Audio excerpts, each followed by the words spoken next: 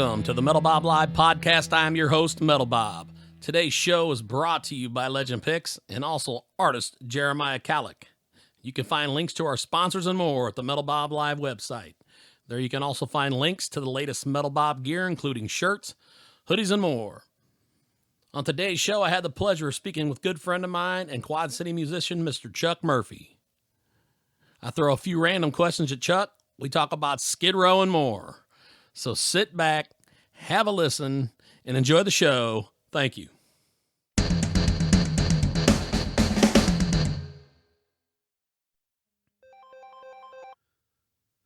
Chuck Murphy, what's going on, brother? I'm on time. See that? You are on time, and I finally got my shit together, so we're good. How you doing, man? I'm good. Just had to go get my brakes fixed and spend money I don't have. You know how that goes. Oh, dude, I know how that goes. I totally understand, man. Yep. Yeah. So how's Chuck Murphy doing, man? No, Chuck's busy. You know how it goes. His wife, father of 6 kids, and musician, and no time for nothing. Well, staying busy though. Yep. I feel you, brother. I ended up quitting the band I was in with Dettel and Carducci. I was just getting ready to ask you about that, man. Why is that? Well, because the prices of gas started raising, I started freaking out because, obviously if the cost of gas goes up, the cost of goods are going to go up, which means the cost of living. You're right. And I was like, every time I play with them, I'm taking a pay cut because when I could be getting $400 or $500 on the weekend, I'm getting $100 because I'm playing with them. Fair enough. So I had to focus on making money instead of spending money. Right. I know the acoustic thing's always been a big deal for you, man. It's kind of where that's your bread and butter. For sure. Yeah. Yep. Yeah. Yeah, man. Well, I'm sorry to hear that. I was just getting ready to ask you how that was going. You kind of threw that out there already. So yeah. Unfortunately, that sucks because that was a hell of a band. Everybody was really enjoying it from what I heard too. Yeah, it was fun. I mean, it's the first band I've been in a long time that didn't really have any drama, didn't have any BS to go along with it. It was just 4 guys got in the same room to have the same goal and went home. Right on, man.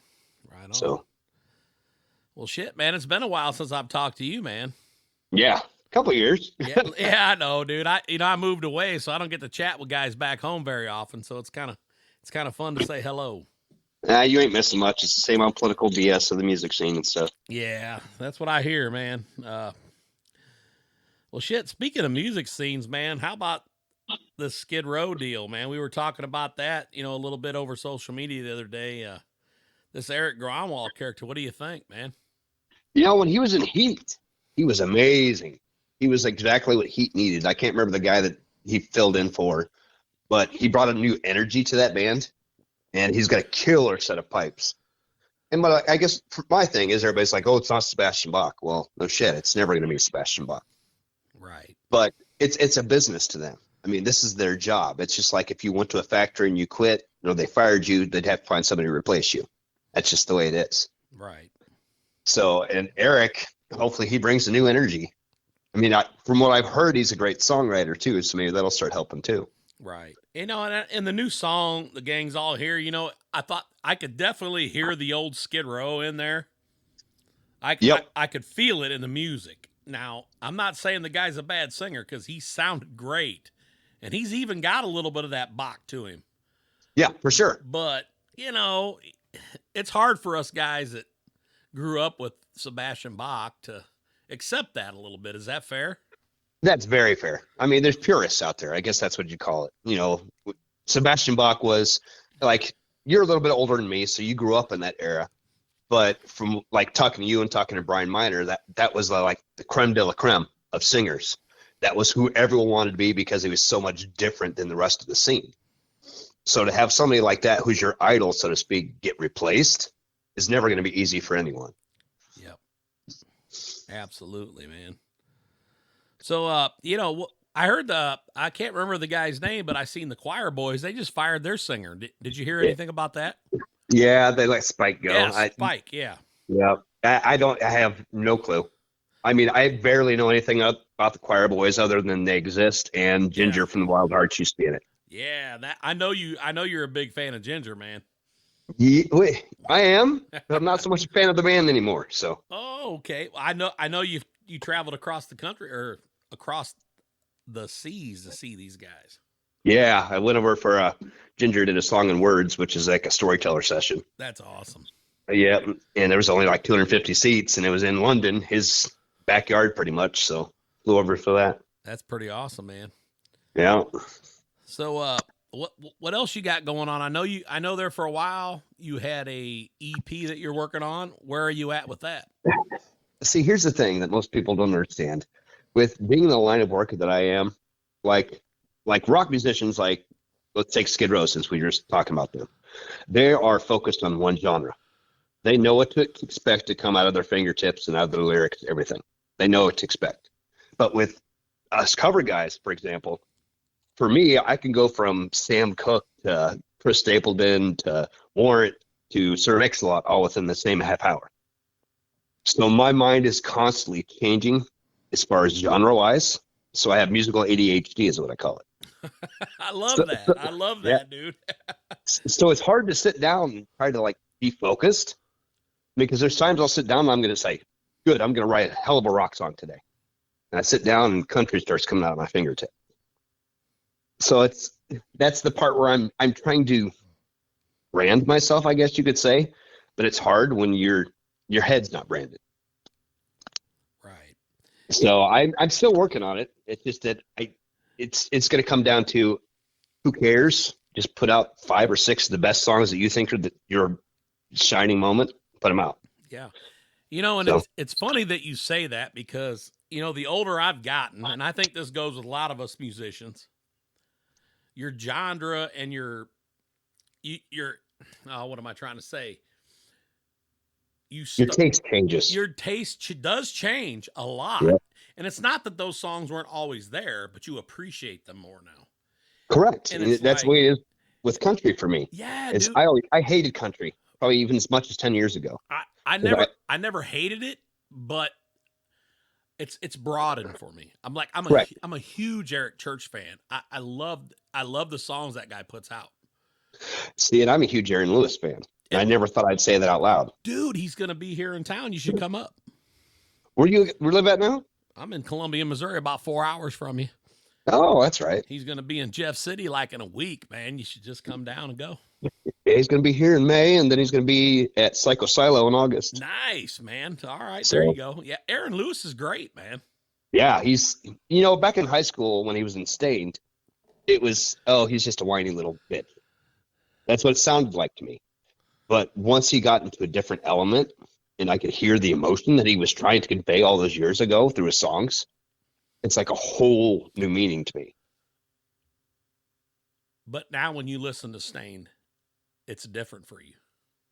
I still can't listen to Stained. Maybe it was, Really? maybe again, going back to what we were talking about, my horizons have expanded a little bit, and I'm not the same person I once was. So it's like, why revisit something you didn't like really to begin with? So. Right. Okay, fair enough. But I mean, I'm imagining those songs are going to come out different now when he sings them live. Oh yeah, for sure. He does a couple Stained songs, obviously, in his set, and it's weird how your mind works because your mind trains yourself to hear a certain band or a certain thing or expect a certain thing just out of your habits. But once that habit gets broke by something different, it changes completely. Like, I appreciate some of the Stained songs that he does acoustically now because they are in a different element, and I've seen him in a different element than he was before. Right. So are you an Eric Church guy at all? Do you like Eric Church? what I have heard, I do like. I haven't really sat down and gave him much of Yeah. an honest listen. He's kind of my guy right now, man, when it comes to the country thing, because I feel Yeah. like it's a lyrical thing for me, though, like you. I like when I sit down and I just listen, the lyrics that come out of this guy's mouth is unbelievable to me. But I will tell you what, when the first time I heard Record Year, it Oh. screwed my head up Did it? because he has so many different tempo changes in that song. It's a great song. It's very good. It's like John Cougar Mellencamp. Yeah. I don't really call it country. It's Americana. It is, and I don't really want to say Eric Church is lumped into one song because that guy. You listen to a whole record, Eric Church, it's all over the place. Yeah. Absolutely, 100% agree. Yep. He's definitely talented. There's no doubt to that. I mean, I've even because when I travel, I listen to a lot of music, obviously. Oh, So I'll absolutely. put on his live albums that he's released the past couple of years, where it's like 30 tracks per album. Yeah. And it has like 10 covers. And that's pretty much why I started listening, because I'm like, oh, cool, country guys doing some covers. Maybe I can learn something from it. Right. But the more I started listening to it, it was like, damn, this guy's actually really good. And he sounds exactly live like he does on the record. Yeah. And that's what, I kind of feel like, him and Chris Stapleton and guys like that. I mean, they were songwriters before they were ever artists. I mean, Correct. And that's why they shine. I mean, well, yeah. That's, there's a lot of those Nashville unsung heroes that are just yeah. there's a guy named Kendall Marvel. That's amazing country guy. He's wrote like 5 songs for Chris Stapleton. Yeah. And if I wouldn't have just told you that, you probably would have never known. You're right. And it's just like Eric Church, Chris Stapleton. I mean, the songs that they've written for other artists blows my mind when you actually sit back and look at it. It's unbelievable. For sure. Yep. It's just like, damn, these guys, they finally just said, well, you know what? I'm gonna write songs for people still, but I'm gonna get out there and do my thing too, because why not? For sure. You get to a certain point where you can only write for somebody for so long. Right. I mean, I remember talking to Will Hogue, and he wrote "Even If It Breaks Your Heart," which Eli Young Band ended up making a #1 hit out of, even though he released it like 5 years before. And his exact answer, me being a fan, I'm like, I can't. It sucks for me as a fan knowing that song I loved so much was not a hit for you, but it was a hit for somebody else. Right. He's like, you know what? To put my kids through college, I don't care. Yeah, it's kind of like what's his name? Jason Isbell wrote that song. Help me out here, brother. I know you. Cover Me Up. Yes. Yep. And man, did that. Now everyone under the sun is covering it. It's killing though. The guy that did it. Help me out, man. Morgan Wallen. Morgan Wallen just killed that song. Yep, and there's been at least 4 or 5 other guys that have released their own versions of it since then. I mean, even Zach Brown's released his own version of it. But it's funny about songs like that. Morgan Wallen is the first one I ever heard do it. I didn't know. I didn't know that was a Jason Isbell tune. Yeah, see, I heard it like 4 or 5 years ago when he first came out. Yeah, it was the one song that sold me on Jason Isbell because it was the first song on that record. Right, but that stuff's very easily overlooked. Oh, for sure. Time. I mean, I always go back and I find out, okay, Jason did this song, and then I listen to Jason's version. But it's funny how many of them songs come out, and it's like, wow, this is great, but oh shit, there was a version of this thing 3 years ago by a different artist. It's like, yeah, I mean that's the way a lot of these songs are. I mean, like most people wouldn't know "The Dance" is not wrote by Garth Brooks. Right. Most people would not know "Live Like You Were Dying" was not wrote by Tim McGraw. I mean, it's just all these guys. I've got buddies who live in Nashville, and they say it's literally like a job. You come in, you sit in a room with 5 other guys, punch the time clock, just like you would at a factory, and you try to come up with hits. So it's literally, it's a job out there. Right. So what you and I see is like a craft. To other people, it's just another 9 to 5. Yep. Yeah, man. And I don't know if you've seen this, man, but me and Scott Whitehall, we're getting ready to do a little three-show tour with a guy named John Nielsen out of Austin, Texas, back home. Yeah, I did see that. That's a couple weeks, right? 2 weeks? Yeah. So hopefully you can make one of them shows. John is a great songwriter, and I'd asked him one time. I said, John, so what's the deal here? We got people that can sing really well but can't write songs. I said, but we got people that can write songs but can't, sing really well. I said, so where does this come into play? He said, man, we need leaning on each other once in a while. He says, man, like you were saying, it's a job. Yeah. People need good songs that can sing really well, but some people just can't write songs. It just doesn't come out of them. For sure. But they can sing like a mother. Like I just watched a thing with the guy that wrote "Live Like You Were Dying" by Tim McGraw, and the guy can't sing to save his life. But he was rated. He was put into the Nashville Songwriting Hall of Fame and everything because he's had like 10 #1 hits because he knows how to write. Wow, that's great. Yeah, that's great. So yeah, as like you're saying, as we get older, or what used to be about the cool look and the glitz and the glamour and all the chicks and all the stuff that came with it, that's not important anymore. Right. Now it's about just the song being the song. Awesome. Well, man, I hope you can come out and catch one of them shows, man. I think you will really dig John. He's a great singer, great songwriter, man. He is, Yeah, I watched a little bit after you announced it. Yeah, he's very, very good, man. I mean, just the guy can write songs, and his voice is very unique. It's very, very good. You say he lives in Austin? Yeah, he's in Austin, Texas. Yep. Good. So that means it's red dirt country. Man, the guy is great, man. Actually, his music's kind of all over the place, man. He writes all different styles. Very, very good lyrically. Very good. So are you doing anything musically down there? Buddy, I haven't, man. I just been kind of keeping in touch back home and just kind of floating in and out when needed, I guess. I don't know how else to say it, man, but yeah. I know that me and Scott have talked about, I got access to a studio here in Columbia, and we're talking about finally actually recording something. Good. And then, I just recently got back in touch with John that we were just talking about. So we're going to start trying to do shows, at least once a year, a handful of shows back home. And sure.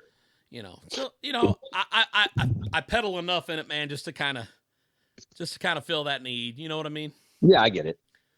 It's not a necessity in life, so to speak, like it was when you were younger. Right. There's a lot of guys up here like Hazen and Brian Miner, guys that I considered killer players that are just like, when you mentioned the thought of playing a gig to them, it's like, I'd rather sit on my couch with my kids, It's funny that you say that because, I mean, God damn it, when you've been doing it forever, dude, it's really easy to say, I'm good, Yep. I understand. I can't tell you how many times I've wanted to quit. Oh, shit. I thought you retired like 6 times already. Correct. That's my point. Because it gets to you. I guess I never understood as a kid all the sacrifices that musicians have to make to be where they are, just like any other job in reality. Right. But I mean, like, I've missed birthdays. I've missed graduation from kindergarten, all because that's when Dad has to work. Yep. I So remember that, man. My son, he'll be 29 this year, buddy, and a lot of the young things, the birthdays and the Chuck E. Cheese and all that shit. I missed a lot of that stuff because I was playing all the time. yep. And that's kind of where I'm at. And that's why I've always had the struggle of I just need to find 9 to 5, and I start thinking about that means I'll have to work 40 hours a week. Yeah. And I haven't done that for 13 years now. Right. And so it's hard to try to be somebody's little lapdog again when you've been your own boss for so long. It is, but the bad thing is you can't get none of that back either. I mean, so you can look at it either way. Yep, for sure. But I also get it, man. I love just playing for a living. It was great. Yeah, it's a blessing and a curse. That's what I always tell people. That's a good way to put it. So, hey, check this out, man. 7 questions with Chuck Murphy. Are you ready? Let's do it. Oh, buddy. Pretty Boy Floyd or Faster Pussycat? Oh, Jesus. I knew that was going to kill you. Yeah, I'm going to have to go faster on that one because of Brent. Okay, fair enough. Megadeth or Metallica? Oh, that's not even a fair question, Bobby. That's fair, because I know that's not. Yes, it is.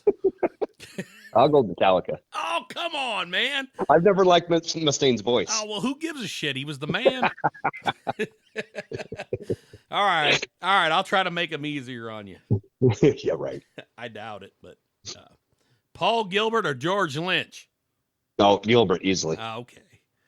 This might trip you up a little bit. Eddie Van Halen or Randy Rhodes? Oh, Jesus. Here's the hard part. I'm having to decide the lesser two evils because I never really cared for either one. Okay, fair enough. So I'm going to say Randy Rhodes. All right. Off the subject, steak or chicken? Oh, Jesus. Is that hard too? That is hard because if you don't say steak, you're not a man. Oh, bullshit. So I'll go steak, goddammit. All right, fair enough. All right, this one's probably not that hard for you, but I had to do it anyway. Enough's enough or poison? No, Jesus. Next. Next? Enough's enough. All right. Yeah, I was going to say I would hope so. I love them too, man. Yep. All right. Here's the Black Sabbath question. Dio or Ozzy, brother? Ozzy. Really? You answered that fast. Hands. It goes back to the purist. Okay. What we were talking about earlier. Ozzy is is Black Sabbath to me. Fair. Ronnie James was just a Johnny Solinger. Okay, fair enough, man. But okay, now how about as an artist, Dio or Ozzy? Dio by far. Fair enough. See, exactly. I kind of agree with you there, man. But I'll tell you what, Black Sabbath, Heaven or Hell, is fucking awesome. I will agree. God damn I'm not saying it's bad music whatsoever. I'm just saying that if I had to choose one, it would be definitely Ozzy. Well, you know, it's like the Karabi album and the Motley Crue. I know that you love that record. Oh, yeah. But if you want to be a purist. Yeah, but okay. Touché. I did that on purpose because I know how you feel about that Karabi record. It showed that they could actually write music and not weren't just about the glitz and glamour. That's why true. I like. That's true. But I'll tell you, I like that. Too Fast for Love, man, was a great record, man. Correct, because it was something that nobody'd ever done before, and it wasn't a new look, but it was a different look. I do have one more question for you, though. Theater of Pain, dude. That album always seemed to get overlooked. And you could take away Smoking in the Boys' Room and Home Sweet Home. I love that record. You know, I got into them at Dr. Feelgood. Okay. When I was a kid. So I unfortunately I was never there for like the earlier. And I went backwards, of course. But I've never gave Theater of Pain an honest listen, I guess would be the best way to put it. Okay. It was just never on my radar. Fair enough. I forgot you're younger than me. That really sucks, you know. You know, what are you like, 50? I'm like 55. Be 43 in August. That's right. I got about 6 years on you. Okay, fair enough. Yep. Jesus, Chuck. You didn't have to throw it out there like that, though. You asked. I told. You did. God damn it, man. So how do you feel about Enough's Enough out there doing the thing with just Chip, man? Again, it's a job. It's all they know. So I don't blame them. I don't blame them either. If I had to choose, it would definitely be Donnie or nothing. I see Donnie's out there doing his thing again. Yeah, I don't know how long that'll last. There's a reason he's not enough. I know, buddy. I know. It hurts. It hurts, man. That album he just put out is. Am I allowed to say cuss words? You can say whatever the fuck you want. You like that? I said fuck first. So there you go. Yes, it's one of the best fucking records I've ever heard. Yes, songwriting. It's a great record. Beautiful Things was absolutely amazing. Yeah. You know, there's no doubt that he's always been the songwriter and a great vocalist, man. I mean, all around. Just like every great songwriter, you know, that usually comes with demons. Mm-hmm. It's the way it works. Yes, sir. So what's next for Chuck Murphy, man? Shows, and more shows. Yeah. Always. It's just trying to figure out where it's like back in high school in some aspects, you know, you're in there's all these little cliques of musicians, cliques of genres. And considering I'm a cover guy, you know, I've already got that against me. So I don't really make friends with the originals guys because I'm the enemy, you know. Yeah. But that still happens. There's money to be made. Sorry. Yeah, exactly. Do I want to sit at home and hope to get money, or do I want to make money? Yeah, exactly. So I mean, you can play all the covers, you know, all the originals you want, but the covers where the money's at. We've all known that for years. Yeah, and as a kid, I was one of those kids that were like, "Oh, look at those cover guys." Well, you know, we learn from that shit, though, Chuck. Yeah, for sure. We've all grown up like, fuck, I used to think Danzig was the devil, and I'm like, fuck, I got older and I'm like, Danzig's great, man. I didn't realize it's actually Ozzy.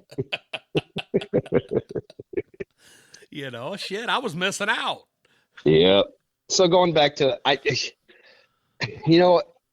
to admit this, but I will, because it's what a real artist should do, is I'm even thinking about just jumping on the country bandwagon. Simply because that's what I enjoy the most now. And let's be real, that's where the money is in music. Well, yeah, and there's nothing wrong with that, brother. I mean, no. If you're out there to try to make a dime, man, do it. I mean, but there's a difference between country and country. Correct. Yep. You know, Merle Haggard or Chris Stapleton. There's a huge difference between the two. Well, I mean, Chris Stapleton you can't go wrong playing Chris Stapleton songs. No, but he's not really country. He's more Americana. He is. And so, like Eric Church, we were just talking, correct. Same kind of thing. But he sure as hell ain't bro country. He sure as hell ain't broke either. Exactly. You know, I played on a festival a couple years ago with like, what was it? Brett Young, Ashley McBryde, Jimmy Allen. Yeah. And some of those guys were absolute douchebags that you could tell were just a face that some label found that he could write one song or sing a certain way. They're like, we'll get our money from you for the next couple of years. And they know it. They don't have no business wanting to talk to people or wanting to be friendly with anyone. It was just sad. But then again, on the other hand, there was guys that are just like, I'm living a dream.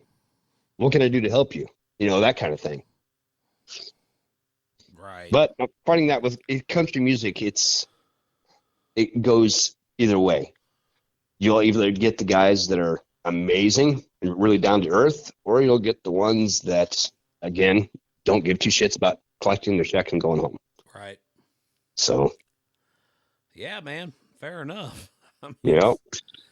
But shit, man. I want to hear some Chuck Murphy stuff. You said you were going to put a record out, so I'm waiting. Yeah, I'm trying. But, you know, again, having 6 kids. I know. Yep, it's all the time thing, brother. If I was 20 years younger and had what I knew now, as far as songwriting goes and the formula and blah, blah, blah, I would have killed it. Yep. But here I am 20 years later, you know, trying to struggle for time to do what I wanted to do back then. Hell, I don't even have kids running around anymore, and I find hard time getting with you to do an interview. Yep. Again, it goes back to you live your life, and it's not that the podcast is not important to you, right? But it's things that they're in the back pocket now. Yep. They're not really in the front anymore. Exactly. Yeah. So it's not like I'm making $1 million doing this. I'm doing it because I like to do it. You know. Correct. You know, I was doing 3 different podcasts at one time. I remember that. Yep. And again, going back to time and going back to overwhelming, I was trying to find my next, what do you call it? My next outlet if I want to quit being a musician. Right. But I'm like, but I'm already 43 years old. I don't have the next 10 years of my life to hope this turns into something. And then it was just time, like we were talking about, and it's just like, nope, I can't do it. I got to pick the lesser 2 evils at this point. Chuck, you're doing the right thing, man. You get out there. People obviously enjoy seeing you play, man. Just keep on doing what you're doing. It obviously works for you. It's fun. I'm very blessed. And, you know, I wish I knew, like I said, I wish I knew then what I know now about being a musician, because I would have definitely talked myself out of it. Buddy, I tell you what, that's so funny because I can kind of relate to that. I can, man, because there's a lot of years that I'm like, damn, I did all this, and I'm like, I could have been doing this, but I'm like, I love this. Yeah, it's hard, man. It really is hard. It really is. You know, it's just like how I try to explain to my kids, you know, about when we tell you we know more than you, it's not because we think we're better than you. It's because we've got more years experience. Yep. We have more, you know, like I told my oldest who just turned 18, or Laura's oldest. I'm like, see, you're 18 and I'm 43. That means I have all those extra years of all the pain and the hurt this world has given me to be prepared for certain things. Right. And if I would have known that back then, what to prepare for as a musician, no. Yeah, exactly, man. No. God damn it. Well, Chuck, man, dude, it's been great talking to you, bro. I'm glad we finally got to do this, man.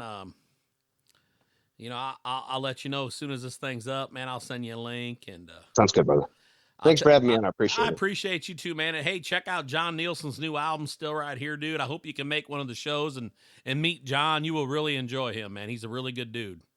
For sure. And that's what, April 22nd weekend? Is that right? April 28th, 29th, and 30th. The 29th and 30th we're in Milan. The 28th we're in Davenport. I'll get with you before then and make sure you know where everything's at.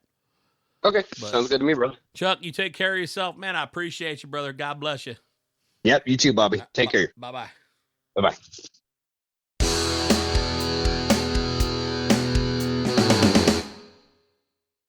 That concludes today's episode of the Metal Bob Live Podcast. Thank you for listening. Metal Bob out.